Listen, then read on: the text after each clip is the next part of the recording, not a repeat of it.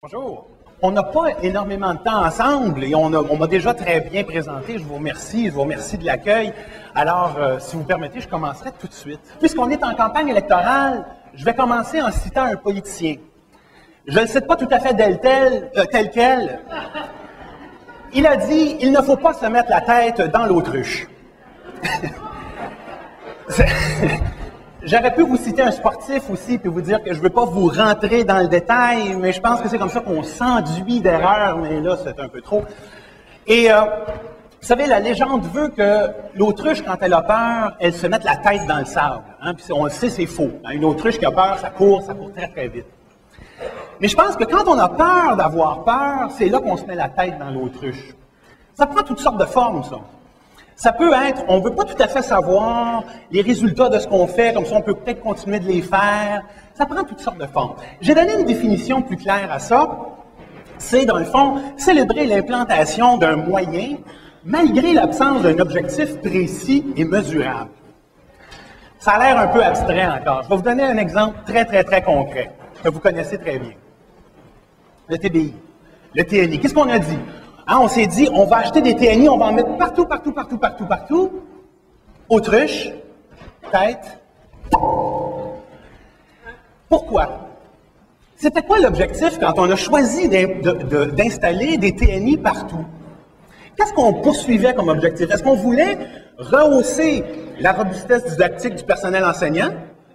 Est-ce qu'on voulait que les élèves soient plus habiles, qu'ils réussissent mieux? Si c'était ça, c'était quoi notre mesure? Fait que vous voyez ce genre de flou un peu par rapport aux objectifs. J'ai un peu l'impression qu'on l'a fait avec l'ensemble de l'intégration des technologies depuis longtemps. Ça a l'air un peu pessimiste, ce que je vous dis là. Je vous assure, je ne suis pas un pessimiste. J'ai songé un temps partir un club de pessimistes, mais je me suis dit que ça ne fonctionnerait probablement pas. Alors, je suis resté un optimiste.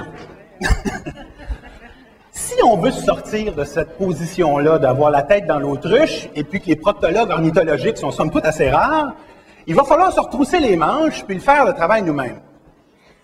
Heureusement, ça prend des choses relativement simples, accessibles, mais complexes à la fois. Ça prend trois choses, en fait. Ça prend du courage, du sens critique et de l'humilité. Ça prend du courage parce qu'il faut être capable de poser les questions difficiles à poser. Les questions qui ne nous font pas d'amis, les questions qui font fâcher des fois nos collègues. Quand on est en train de songer à intégrer une technologie en particulier en classe, il faut se poser la question, qu'est-ce que ça va changer véritablement dans les pratiques pédagogiques, didactiques? À quoi l'élève va être plus compétent ou à quoi le prof va être plus compétent? Vous voyez un peu déjà, ça s'achatouille, ça, ce genre de questions-là. Ça prend du sens critique aussi parce que c'est très facile de tomber dans les deux extrêmes de la louange ou de la raillerie, de l'anathème. Hein, on est dans une période où justement les gens, on échange beaucoup sur les expériences qu'on a et on a parfois tendance à célébrer l'échange. Comme si les idées, parce qu'on les avait partagées, étaient toutes bonnes. Puis on se réserve un peu notre sens critique, on le garde un peu pour nous plutôt que de le partager. Et vous le savez très bien, avec plein de bénis oui-oui, on n'avance pas et on n'avance pas non plus avec des oui-mais. Quand quelqu'un vous dit oui, mais, soit dit en passant, vous pouvez savoir que cette personne-là, vous l'avez un peu déstabilisée, habituellement. C'est une façon de dire un non mou, finalement. Ce que je vous propose de faire, c'est qu'on regarde, on prenne 4 enjeux importants par rapport aux technologies en ce moment, 4 tableaux distincts, et puis qu'on essaye un petit peu de se trouver des façons de sortir la tête de l'autruche là-dedans. J'ai mis l'acronyme anglais pour BYOD parce que les acronymes français ne me satisfont pas. ASAN, ASEC, PAP, ça rime à rien. Mais éventuellement, on n'aura plus besoin de l'acronyme. Hein? On n'en a pas un pour apporter votre propre crayon, alors il n'y a pas de raison d'en avoir un pour apporter votre propre appareil. Je veux parler aussi, si les élèves amènent leur appareil en classe, peut-être bien qu'un jour, ils vont les amener à la salle d'examen aussi.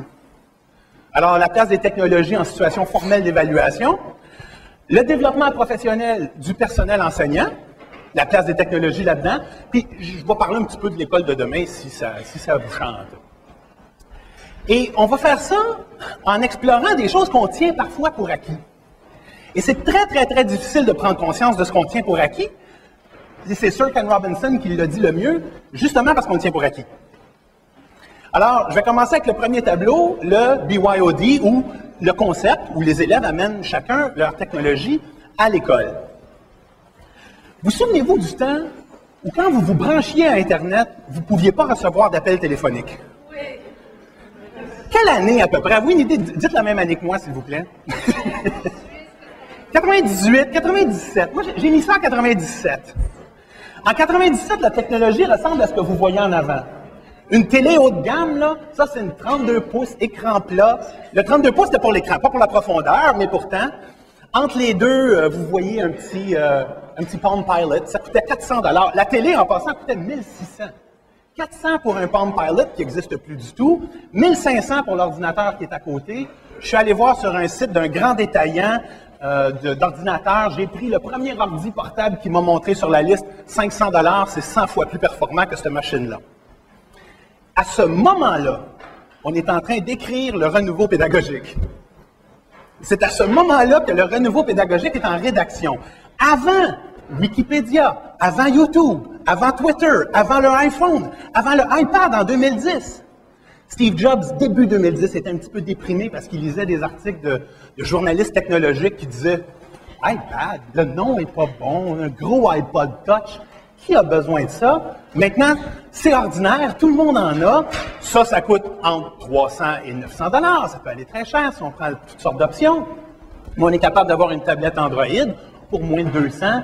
Si vous sacrifiez une caméra, de la vitesse, vous pouvez l'avoir en bas de 100 $.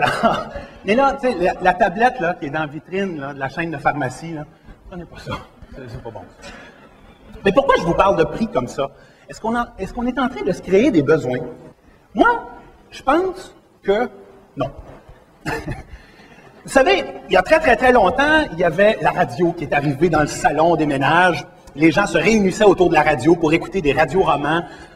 C'était du divertissement. Ils écoutaient les nouvelles, s'informaient sur le monde. Il y avait les nouvelles de la guerre qui rentraient par la radio. Ça a été remplacé éventuellement par la télé. Je ne vous fais pas une leçon d'histoire, vous connaissez tout ça. Mais maintenant, c'est cet appareil-là, c'est la tablette qui est en train de jouer ce rôle-là. Et si avant, on se réunissait autour de l'appareil, bon, à un moment donné, il y a des gens qui ont eu chacun leur télé dans leur chambre, mais là, on a un appareil qui est très, très, très personnel, qui est personnalisé. On met les chaînes qu'on veut, on a nos photos, nos vidéos, on a nos choses dessus. Et ça change la donne beaucoup, tellement que la pyramide des besoins de Maslow, vous vous souvenez de ça, elle avait l'air de ça en 1943.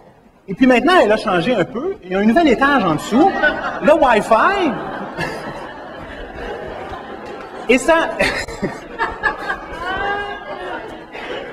Et ça donne bien, vous allez me dire, parce que les deux premiers étages, on est capable de les combler à la même place.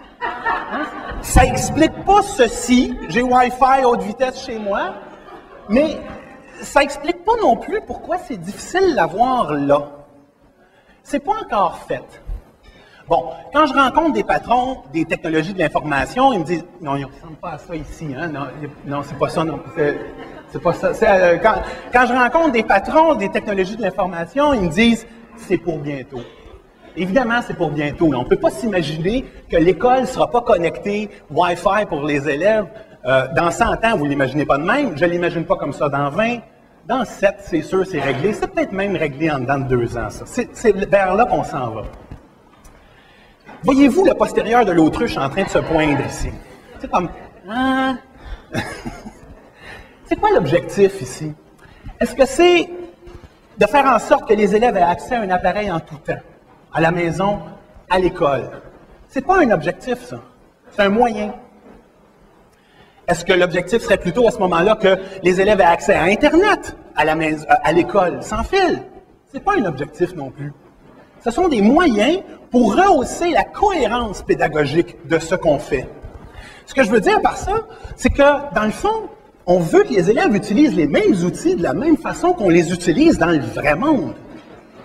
On veut que les élèves apprennent comme dans le vrai monde.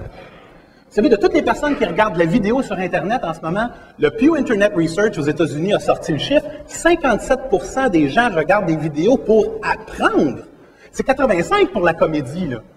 Mais 57 pour apprendre, c'est énorme. C'est une grosse chaîne, là, maintenant. Pour ça, il ne faudra pas commencer à utiliser des outils flambant neufs pour faire la même vieille école. Il faut voir ça autrement. Ces outils-là ne servent pas à ça. Je vous montre un outil ici qui est un peu un petit piège là-dedans. Les chariots de iPad ou de portable, à mon avis, peuvent nous jouer un vilain tour. Pourquoi? C'est le prof qui doit habituellement réserver. Je ne dis pas que c'est comme ça tout le temps, là. Ah, mais c'est généralement le prof qui doit réserver le chariot. Quand le chariot est en classe, après ça, c'est le prof qui décide quand est-ce qu'on sort les machines du chariot. C'est la DTI ou la direction qui a un peu décidé qu'est-ce qu'il y avait sur les machines. C'est pas l'élève qui peut le décider au fur et à mesure, dire j'ai besoin de telle appli, je me le télécharge. C'est standardisé, uniformisé. Et généralement, on s'en sert pour faire tout le monde la même affaire en même temps. À un peu remplacer certaines activités qui se faisaient peut-être autrefois papier, en les faisant maintenant électroniques. Vous avez sans doute entendu parler du modèle SAMR. Moi, je trouve qu'il y a des trucs comme ça, comme un chariot, dans le fond, qui nous poussent un peu à rester en bas, justement. Parce qu'on est resté attaché un peu à cette tradition-là.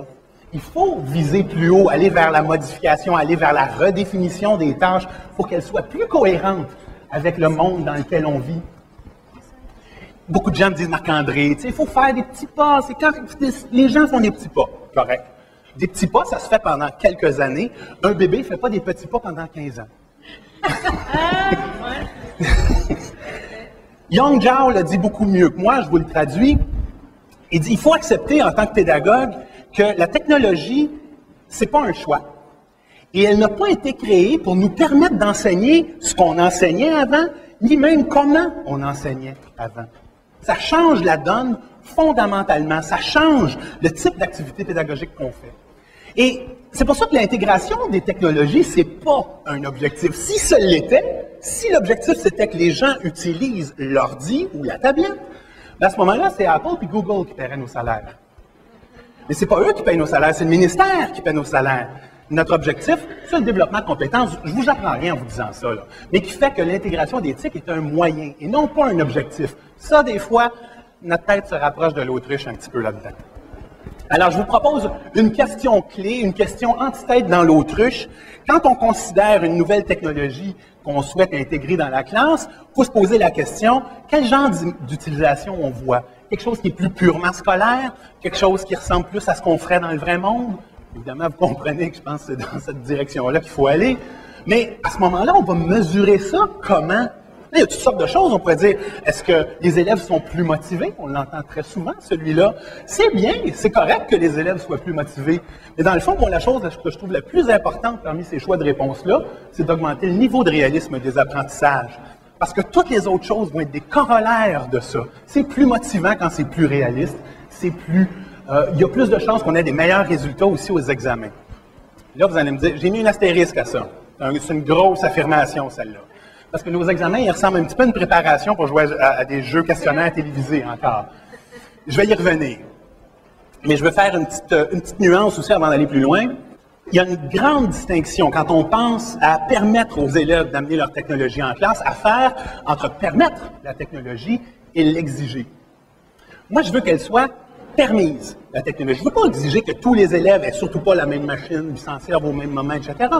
Mais l'exiger, ça ferait juste nous ramener dans l'uniformisation. On aurait switché une uniformisation pour une autre. On aurait remplacé une pour une autre. Il n'y a pas d'avantage à ça. Le fait de permettre la technologie, c'est pour nous, ça devrait être un levier justement pour la différenciation. Il y a des gens qui travaillent mieux d'une façon et d'autres mieux avec d'autres outils, d'autres ressources. Et là, vous allez me dire, OK, c'est beau, on fait ça en classe, arrive l'examen, qu'est-ce qui se passe? L'élève qui a tapé ses textes tout le long, puis arrive à l'examen, puis là, il faut qu'il écrive ça à la main. Autre tableau, la place des technologies en situation formelle d'évaluation.